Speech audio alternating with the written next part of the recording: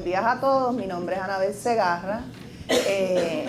Yo, como les dijo la doctora Camacho, soy profesora de fisiología y entonces mi área de investigación es mirando diferencias sexuales en comportamiento adictivo, comportamiento motivacional, y de eso es lo que les voy a hablar hoy. Así que la charla se titula Diferencias sexuales en comportamiento adictivo. Y entonces nosotros vemos diferencias sexuales en casi todos los animales, desde la drosófila, que ven aquí que el macho es mucho más pequeño que la hembra, los abdómenes son diferentes, vemos diferencias en aves, normalmente los machos son más vistosos, las hembras son más feitas, hay también diferencias, digo, es una realidad. En aves los machos normalmente son más vistosos para poder llamarle la atención a las nenas. O sea, eso es una realidad. Y entonces también vemos mamíferos, leones, otros primates, pero además de las diferencias dimórficas, o sea, las formas diferentes que hay entre machos y hembras, también hay comportamientos que son diferentes. Y por ejemplo, en el caso del zebra finch, el macho es el único que canta y le canta para cortejar a la hembra, igual que los coquis, por ejemplo. Y esas áreas del cerebro que controlan el cantar también varían y crecen en tamaño durante el año, ¿verdad? Se ponen más grandes para la primavera cuando están listos para cantar. En el caso de humanos, gracias. En el caso de humanos, pues también vemos que hay diferencias entre hombres y mujeres, ¿no? Particularmente es bien evidente en términos del físico. Y hay gente que ha tomado eso para decir que pues las mujeres son de Venus, el hombre es de Marte, porque la mujer pues es más etérea, más bonita, más graceful, mientras que los varones son más, disculpen, los varones son más belicosos, son más fuertes.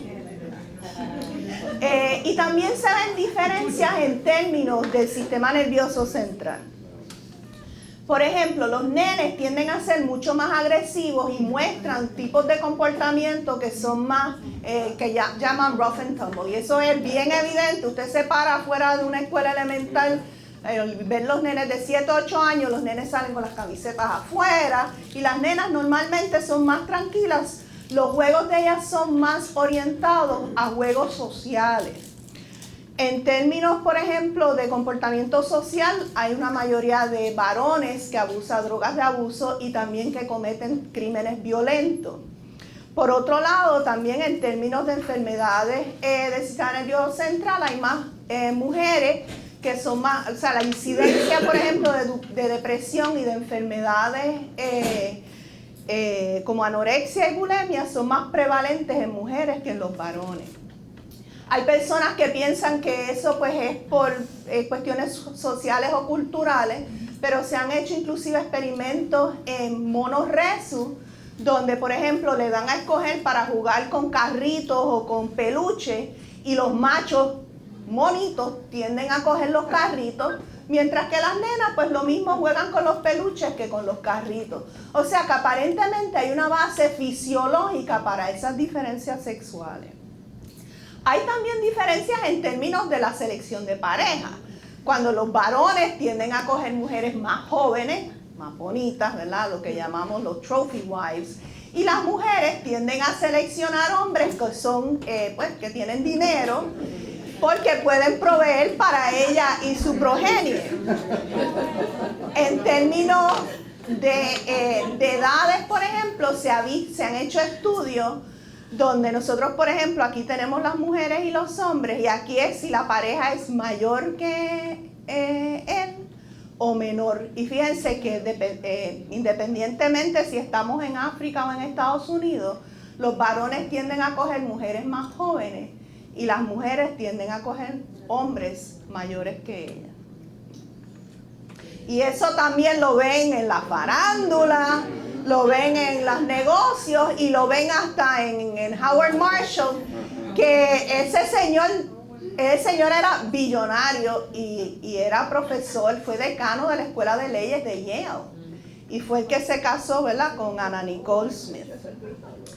Ok, si ustedes se van a la internet también y ponen sex differences, también van a ver diferencias de cómo los hombres perciben a las mujeres y los hombres. Y por ejemplo, yo asumo que esta caricatura la hizo un hombre porque dice que los nenes son football players y las nenas son cheerleaders, los nenes son pilotos y las nenas son azafatas. Asumo que esta la hizo una mujer, donde la mujer se mira en el espejo y se ve siempre más fea y más gorda de lo que es, pero el hombre se mira en el espejo y es más fabuloso de lo que es. Y entonces también pueden encontrar muchos de estos diagramas de cerebros donde pues, esto también creo que fue hecho por una mujer, este es el cerebro de los varones. Las áreas principales tienen que ver con sexo.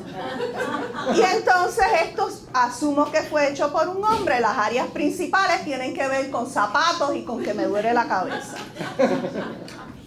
Hay también estudios que se han hecho de MRI para ver diferencias en hombres y mujeres, por ejemplo, cuando se les ilustra una imagen del ser querido, de su esposo, de su novio.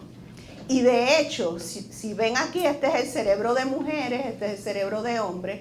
En mujeres se ha visto que las áreas que se activan cuando le presentan esas fotos están asociadas a emoción, atención. Sin embargo, en el hombre, las áreas que se activan cuando ven las fotos es más bien las de comportamiento sexual y las de estímulos visuales. Hay diferencias también en comunicación.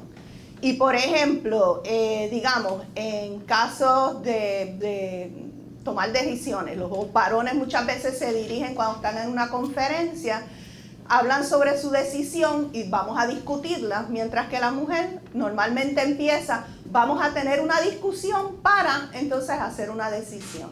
Y hay casos en que estas diferencias en cómo se comunican las mujeres, los varones y hembras va a llevar a diferencias por cómo se percibe en el área del trabajo. Que, por ejemplo, pues en muchas ocasiones es mucho más difícil para una mujer llegar a puestos más altos que para el varón. Y hay casos en que pues su ejecutoria no es tan importante como el tipo de genitalia que lleva la persona. En términos de funciones del cerebro, una cosa que es bien evidente es que las mujeres, por ejemplo, la secreción de hormonas sexuales es cíclica, mientras que en el varón es tónica. Vemos también que las nenas se desarrollan mucho más temprano que los nenes, hablan más temprano, llegan a la pubertad más temprano.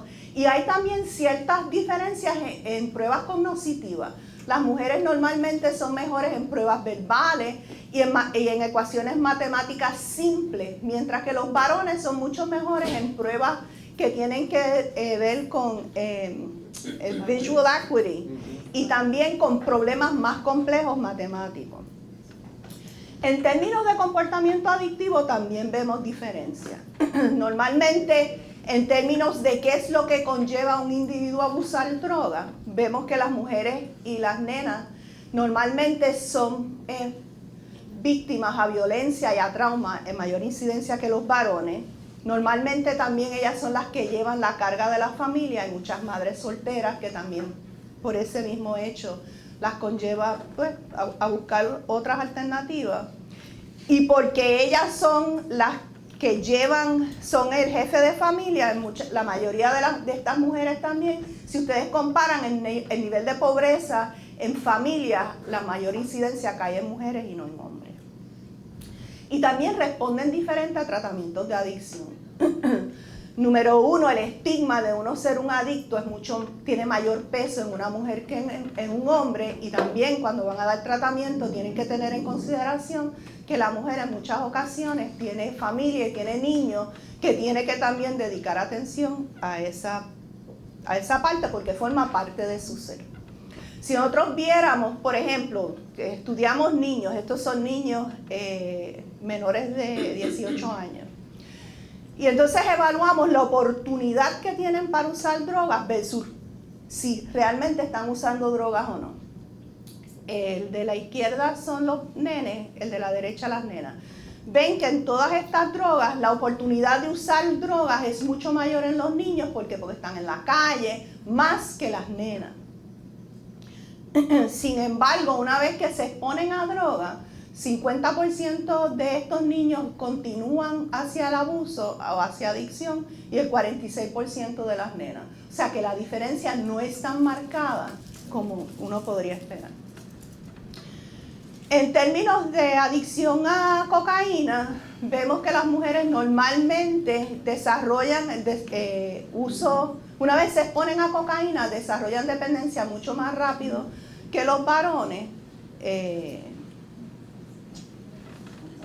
Y entonces, mujeres adictas, por ejemplo, cuando ustedes les enseñan cues, les enseñan cocaína o lo que sea, y están mirando actividad cerebral, ven que el wanting, el craving es mucho más fuerte en una mujer que en un hombre, son más sensitivas a efectos subjetivos de la cocaína y también muestran diferencias en términos de las áreas del cerebro que se activan una vez se ingieren la cocaína. Entonces, nuestro laboratorio, el rol o el objetivo principal de nuestro laboratorio es estudiar los mecanismos neurobiológicos que contribuyen a estas diferencias en comportamiento adictivo. Nosotros usamos ratas para nuestro procedimiento y entonces lo que hacemos es que inyectamos las ratas por 5 días con cocaína y entonces le damos una semana de descanso y entonces las volvemos a inyectar con cocaína. La cocaína es un psicoestimulante, por ende te induce una mayor actividad y entonces nosotros lo que hacemos es eso, medir, una de las cosas que medimos es la actividad locomotora de estos animales en relación a cocaína. Y entonces podemos observar aquí que si ustedes inyectan unos animales con cocaína, a machos y hembras, van a ver que la respuesta de la hembra es mucho mayor en términos de actividad locomotora que la respuesta del macho. Lo ven aquí y lo ven acá. Si nosotros vamos y cogemos ratas antes de que lleguen a la pubertad, o sea que no hay esteroides sexuales presentes, y entonces vemos la respuesta locomotora a cocaína, vamos a ver que, con excepción de esta, que de hecho no es significativa, realmente no es una diferencia notable entre varones y hembras. Entonces, eso nos dice, bueno, pues si en adultos se ve diferencia y prepubertal no, pues entonces los esteroides sexuales me están jugando un rol bien importante para mediar esas diferencias entre machos y hembras. Y en particularmente nosotros el laboratorio se ha enfocado en estrógeno porque se sabe que el estrógeno tiene un rol bien importante en el sistema nervioso central, un rol modulador. Por ejemplo, me estimula comportamiento sexual, me inhibe alimentación y me aumenta memoria y aprendizaje.